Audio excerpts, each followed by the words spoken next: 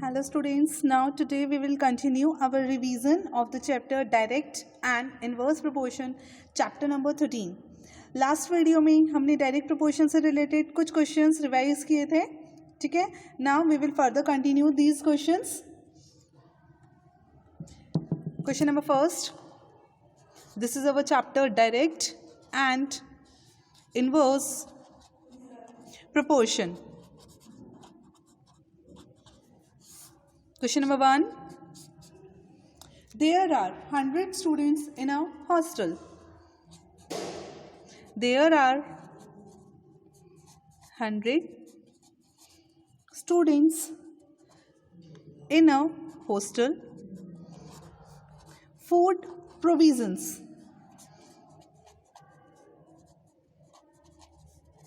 for them is for 20 days. How long will these provisions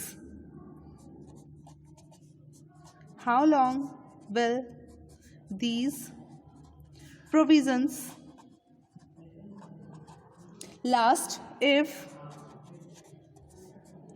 25 students more join the group? Okay, अब question इन्होंने क्या बोला है, 100 students के लिए एक हॉस्टल में खाने के लिए फैसिलिटी है 20 डेज़ के लिए. अगर 25 स्टूडेंट्स और आ जाते हैं तो कितने दिन खाना यहाँ पे चल पाएगा. अब आप ये देखिए, सबसे पहले हमें ये देखना है कि ये क्वेश्चन डायरेक्ट प्रोपोर्शन है या इनवर्स प्रोपोर्शन है. अब हम देख सकते हैं, अगर हमारे पास स्टूडेंट्स ज़्यादा होंगे, है ना, तो हमारे पास जो डेज़ हैं वो कम लगेंगे, ठीक है. लेकिन अगर हमारे स्टूडेंट्स कम हो जाएं, अगर हमारे पास कोई भी पर्सन ज़्यादा हो जाते हैं तो खाने का अगर कोई भी हमारे पास पैकेट है तो कम देर तक चलता है. सिमिलरली यहाँ पर स्टूडेंट्स अगर कम थे तो ज़्यादा दिन चलेंगे, बढ़ गए और 25 और ज़्यादा आ गए तो हमारे पास ये और हमारे पास कम दिन हो जाएंगे, है ना. दैट मीन्स अगर एक चीज़ बढ़ रही है तो दूसरी चीज़ हमारे पास डिक्रीज़ हो रही है. इसके लिए हम देख सकते हैं, हम वही अपने टेबुलर फॉर्म में अपना कन्वर्ट करेंगे इसको. यहाँ पे हम ले सकते हैं number of students, okay, and यहाँ हम ले सकते हैं नंबर ऑफ डेज. जब हमारे पास 100 स्टूडेंट्स थे तो 20 डेज हमारा ये जो फूड था वो चलता था. नाउ हमारे पास स्टूडेंट्स कितने हो गए हैं, 125. 100 तो ऑलरेडी थे, 25 और यहाँ पर इंक्लूड हो गए हैं तो 125 हो गए. अब आपको नंबर ऑफ डेज निकालने हैं. Let suppose it is y. आप कंसीडर कर सकते हैं, let number of days will food last equals to y days.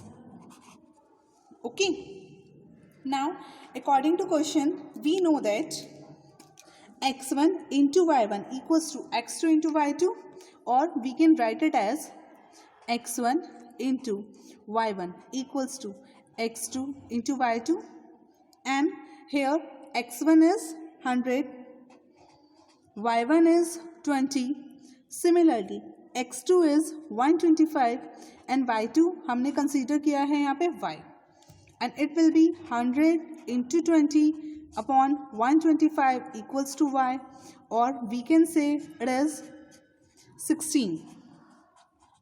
Okay, so we will write here as these provisions will last for 16 days. हमने clearly यहाँ पे बता दिया हमारा ये कितने दिन तक चलेगा, 16 डेज तक. Okay, now next question is question number 2. If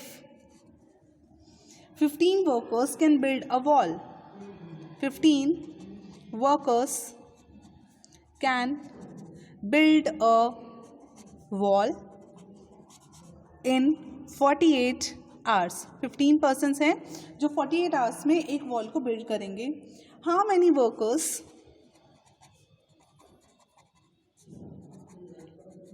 will be required to do the same work in 30 hours. अब इन्होंने हमें क्वेश्चन में क्या बताया है, सबसे पहले हमें ये देखना है डायरेक्ट है इनवर्स है। हमें बताया गया है कि जो 15 वर्कर्स हैं वो 48 आवर्स में एक कोई वॉल है उसको बिल्ड करते हैं। ओके, अब 30 आवर्स में अगर हमें अपना काम कंप्लीट कराना है तो ऑब्वियस हमें अपने वर्कर्स को ज़्यादा एम्प्लॉय करना पड़ेगा। ठीक है, जब वर्कर्स कम थे तो टाइम ज़्यादा लग रहा था, अब हमें टाइम कम करना है तो हमें वर्कर्स को इंक्रीज़ करना पड़ेगा, तभी वो जल्दी जल्दी पूरा हो जाएगा कोई भी काम, है ना। तो ऑब्वियस है ये हमारे पास कैसा है, इन्वर्स प्रोपोर्शन का क्वेश्चन है। एंड इन्वर्स प्रोपोर्शन में we know that x1 into y1 equals to x2 into y2 होता है। ओके, लेट्स सपोज सबसे पहले हम वर्कर्स, क्योंकि हमें निकालने हैं तो हम वर्कर्स ही सपोज कर लेते हैं। Let's suppose workers required will be x। ठीक है, आपने सपोज कर लिया। Now according to the question x1 equals to x है, x1 आपको 15 दिया हुआ है, y1 48 यहाँ पे आपको गिवन है। ठीक है, सिमिलरली x2 आपके पास यहाँ पर x आपने लेट किया है एंड y2 आपके पास यहाँ 30 है। ठीक है, अब हम यहाँ अपना टेबुलेशन फॉर्म कर सकते हैं। टेबुलेशन फॉर्म करने के लिए आप चाहें तो ये, आप नहीं भी करना चाहें तो ना करें, अदरवाइज आप कर लेंगे तो आपके लिए इजी रहेगा।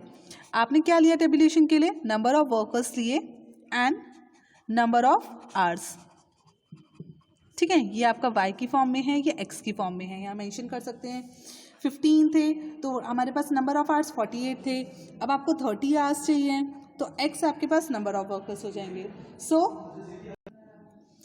Now it is 15 into 48 is equals to x into 30, or we can write it as 15 into 48 upon 30 equals to x, 15 into 2 30, ठीक है, and this is 24, so we can write 24 workers are required to do the same work in 30 hours।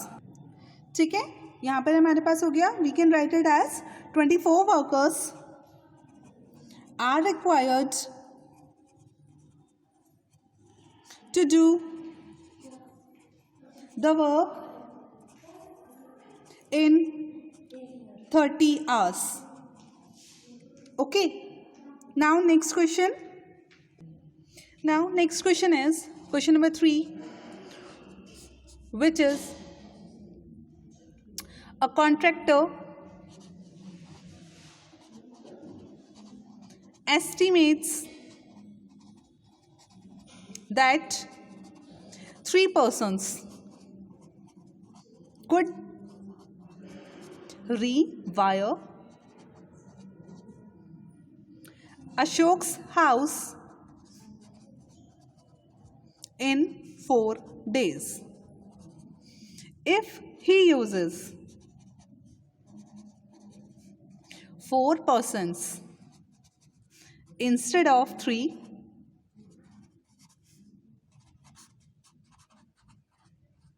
how long should they take to complete the job? अब इन्होंने क्या दिया हुआ है कि contractor है, उसने देखा कि जो 3 पर्सन्स हैं वो अशोक के हाउस को 4 दिन में रीवायर कर सकते हैं। ठीक है, अब इन्होंने पूछा है कि अगर उसने 3 की बजाय 4 पर्सन्स को वहाँ पे एम्प्लॉय करवा दिया देन कितना टाइम लगाएगा। ठीक है, सेम एज ये हमारा इन्वर्स प्रोपोर्शन है, एज ज़्यादा पर्सन होंगे तो डेज हमारे कम लगेंगे, कम पर्सन्स होंगे तो डेज हमारे ज़्यादा लगेंगे, है ना। तो हम बोल सकते हैं हमारा इन्वर्स प्रोपोर्शन है। Okay, let's suppose time taken हमने मान लिया यहाँ पर y। Okay, then according to tabulation we will write number of persons in x and number of days in y form। then 3 persons हैं, 4 days हमारे लेते हैं। ठीक है, अगर उसने 4 persons को ही एम्प्लॉय करा दिया तो कितने वो डेज लगाएगा। टैबुलेशन में हमने क्या किया, number of persons and number of days हमने यहाँ पे ले लिए, ठीक है। और हमने सपोज किया कि ये जो टाइम टेकन है यानी ये नंबर ऑफ डेज हैं, इन्हें हमने y डेज हमने कंसीडर किया। देन इट विल बी, अगर नंबर ऑफ पर्सन्स हमारे x हैं तो नंबर ऑफ डेज हमारे 4 हैं, क्लियरली मेंशन है यहाँ पे 3 and 4, ठीक है। अब इन्होंने बोला है अगर 4 पर्सन्स, क्लियरली बोला है अगर यहाँ 4 पर्सन्स हम ले रहे हैं तो हमारे कितने नंबर ऑफ डेज लगेंगे, ठीक है। And we know that here x1 equals to 3, y1 is equals to 4, similarly x2 equals to 4 and y2 is equals to y. So according to inverse proportion it will be x1 into y1 will be equals to x2 into y2, okay, or we can write it as 3 into 4 equals to 4 into y. x1 3 था, y1 हमारे पास 4 था, x2 4 था, y2 हमारे पास y था. So it will be 3 into 4 by 4 or it is 3 days. So we can write 3 persons 4 days लगाएंगे and 4 persons हमारे यहाँ 3 days जो है यहाँ पे हमारे इतने डेज को यहाँ पे कवर अप कर देंगे जॉब को कंप्लीट करने में. ओके, क्लियर है? Now next question. Next question is a box of sweets. If a box of sweets is divided among 24 children, they will get 5 sweets each. If how many would each get if the number of children is reduced by 4. आपको क्या बोला है?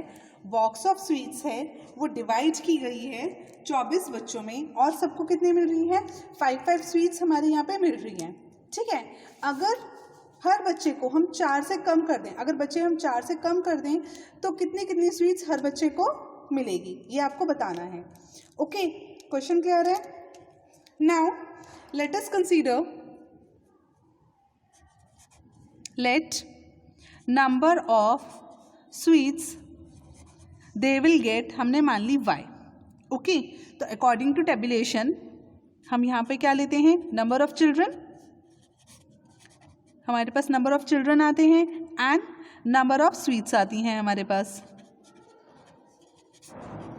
है ना.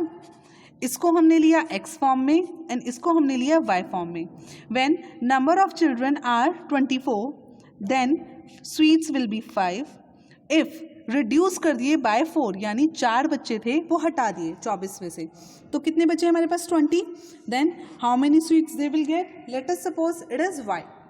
Okay, so according to inverse proportion x1 into y1 equals to x2 into y2, और we can write it as 24 into 5 is equals to 20 into y. Okay, आप चाहें तो आप ये टैबुलेशन बना सकते हैं, अदरवाइज आप इसको स्किप भी कर सकते हैं. ठीक है, लेकिन हर क्वेश्चन को अपने प्रॉपर वे में करेंगे. Then it will be 24 into 5 by 20 equals to y. Okay, and it is 5 4 and 6, so y equals to 6. ठीक है, तो कितनी स्वीट्स हैं? 6. लास्ट में लाइन जरूर लिखेंगे, if the number of children is reduced by 4 then each children will get, कितनी sweets थी यहाँ पे? 6 स्वीट्स. यहाँ तक क्लियर है? ओके, आप चाहें तो आप यहाँ पर इसको, ये वाली जो हम स्टेटमेंट लिखते हैं, ये हम स्टेटमेंट पूरी हैं क्वेश्चन में से कवर अप करते हैं. देखिए, if the number of children is reduced by 4 then each will get 6 sweets. Okay, clear है? नाउ रेस्ट ऑल क्वेश्चंस हम अपने नेक्स्ट वीडियो में कवर अप कर लेंगे. Okay, thank you.